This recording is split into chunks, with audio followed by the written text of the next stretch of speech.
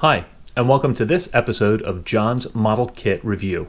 Today, we are looking at Accurate Miniatures Classic 1/48 scale IL-2 M3 Sturmovik. This is Accurate Miniatures kit number 3407, and this kit is still widely available on eBay and through other online sources. In this build, I used Eduard pre-painted photo-etched seatbelts. I'm going to be taking a look at the history of the IL-2. I'm also going to be looking at the kit itself and what comes in the box. And then I will go over my construction notes, the colors I used, the paints I used, and then I'll give my conclusions on what I think of Accurate Miniatures IL-2 M3. IL-2 history. From the kit instructions. The IL-2 Sturmovik was the Soviet ground attack aircraft. To the Soviet soldier, the IL-2 was known as the flying tank. With its considerable armor plate and formidable armament, the name fit.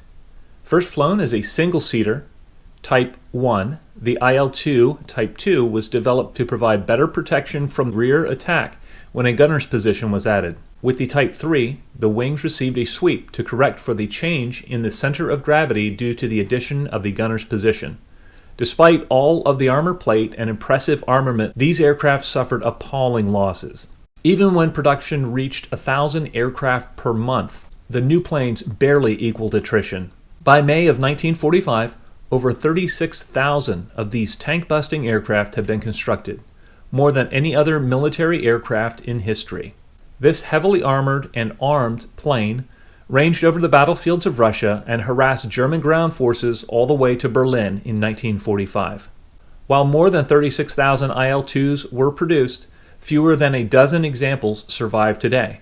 This kit represents the definitive Sturmovik, the two-seat IL-2 M3, or Type 3 version, with the metal swept wings, a wooden fuselage, and rear gunner's position. My thoughts on the IL-2. If ever an aircraft represented the ideals of the regime that spawned it, the IL-2 was that machine. Constructed of wood and metal, the IL-2 was simple, rugged, and able to remain flight-worthy in primitive field conditions. It was powered by a liquid-cooled V12 called the AM-38. Power from the AM-38 was uprated throughout the conflict, culminating in the AM-38F of 1,720 horsepower used in the IL-2 M3. Contemporary close support aircraft developed by America, Germany, and Japan were either dive bombers or converted fighters.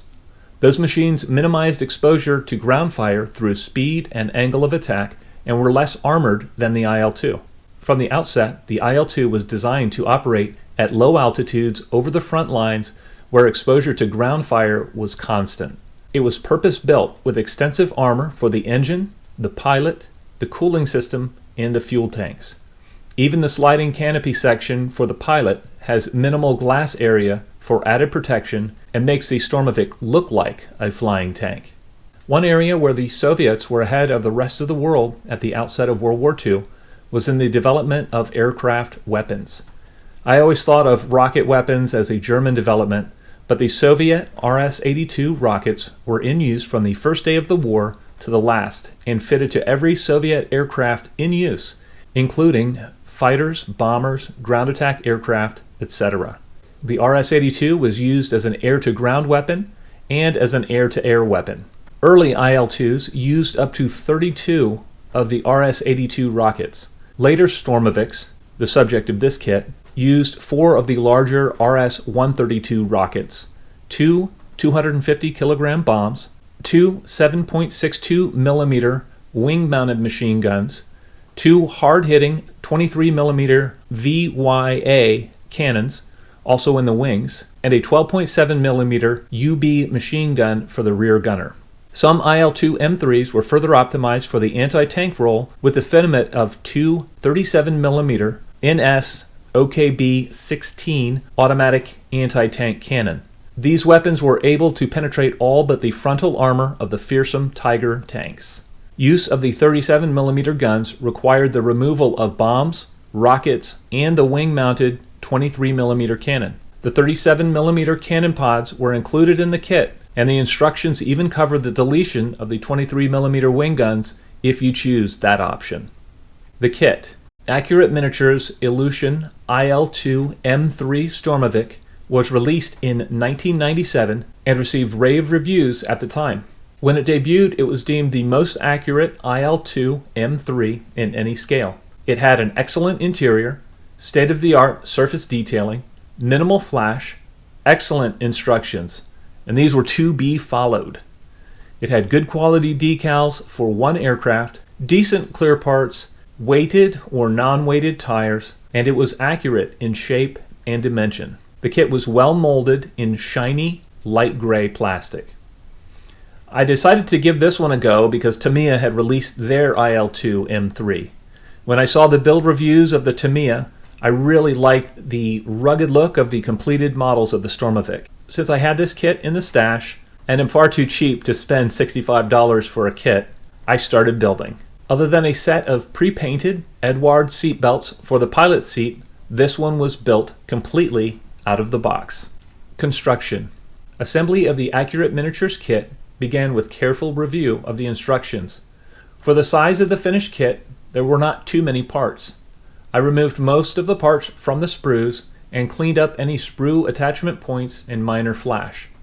Next, parts that could be assembled prior to paint were glued together, resulting in a series of sub-assemblies. I then sprayed the interior, landing gear, and wheel wells with polyscale British interior green, and that's FS 34226, thinned with Future. The semi-gloss finish allowed washes to flow freely and also made it easier to remove excess wash from the high spots. Detailing continued in the cockpit, fuselage, and wing interior, where I brush painted details per the kit instructions. I then added Edward seatbelts to the pilot seat. A thin, black, soapy water wash was applied. Once the wash had dried, I dry brushed the interior with a slightly lighter shade of interior green. When installing the gunner's canvas sling, part 111, in step 3, I managed to break it. I saw in other reviews that this was par for the course, so you have been warned. After a quick repair and a bit of trimming, I was back in business. Also in step 3, I found that the fit of part 115, the rear gun mount, to be a bit odd, and I would recommend leaving it off until the end of construction. If so, don't solidly glue the gunner's canopy in place. With the interior detail painting complete, I closed up the fuselage. I cut the horn balance from the rudder at this time and left it off until the end of the build. Even so, I broke it off multiple times. The nose section was also assembled in step 3. With careful dry fitting, everything went together nicely. I made sure that the nose section lined up properly with the fuselage section prior to glue setting permanently. In step 4, I replaced the overly thick front radiator flap, part 91, with a piece of sheet steering for a much improved scale appearance. Step 4 was then completed per the instructions. The tricky part. At this point, I had a lower wing center section with interior, a fuselage, and a nose section. After these sub-assemblies were completely dry, I carefully assembled them per the instructions. This sequence is very well detailed in the instructions. I just recommend slowing down and taking your time here. In step 5, I deviated from the instructions, and following my usual procedure, I glued the upper wings to the fuselage before gluing the upper and lower wing halves together. This gives a really nice filler-free seam on the top of the wings. I did need putty where the lower outboard wing sections met their lower inboard section, but this was much easier to fill and sand than the wing roots. After completing step 5, I departed from the instruction sequence, leaving the landing gear, prop, and armament off until after the airframe was painted. In preparation for paint, I glued the Flettner rods, parts 89, 90, and 97, and the non-moving canopy sections, parts 130 and 151, to the airframe. I also tacked the gunner's canopy in place with a few drops of white glue and masked off the open cockpit with thin cardboard pieces. The clear parts were dipped in Future prior to attachment. White glue was used to attach the canopy sections. Once dry, I masked the canopy using Tamiya tape and a new number 11 X-Acto blade. Sanding and final paint prep was then completed. Colors and markings. The airplane depicted in this kit was from the 566 SHAP, or Battle Regiment, on the Leningrad front in the summer of 1944. The instructions call out earth brown, FS 30219, dark green, FS 34102, and dark gray, FS 36081, over underside blue, and that's FS 35414. I used polyscale acrylics and pre-shaded the colors for the airframe. I masked between the colors with thinly rolled snakes of kneaded eraser. I then applied a thick coat of rubber cement over the color I was protecting.